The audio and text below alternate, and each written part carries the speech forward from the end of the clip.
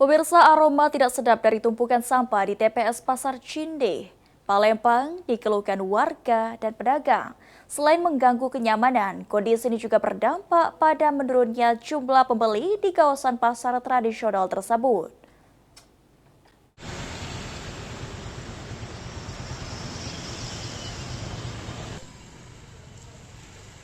Dari pantauan PAL TV pada Rabu 12 November 2025, kondisi TPS di Jalan Jaimas, 24 Ilir Pasar Cinde Palembang, tampak dipenuhi tumpukan sampah yang menimbulkan aroma yang tidak sedap terutama saat musim hujan.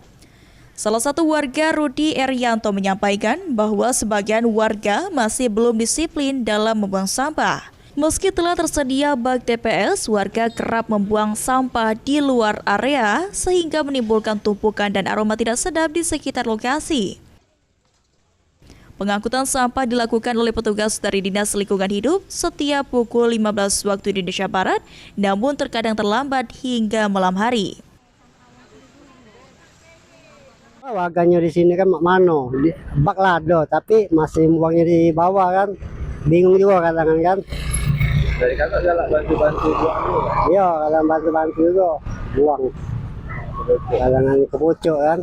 Harusnya Warga yang sini harus ada bak sampah, harusnya di bak sampah tuh lah harus dibuang kan, jangan di bawah dulu kan. Pagi ini belum banyak sampahnya kan, agak siang, sampai sore bawahnya sampahnya.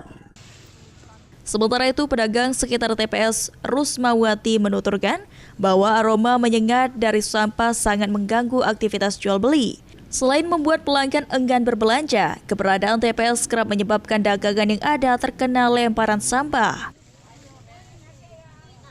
Bau tiap hari, iya galak tuh becek, bau sampahnya nih, tidak diambil penuh, bau apa bau yang macam-macam, bau ikan busuk, bau telur busuk, sehingga perut mual-mual.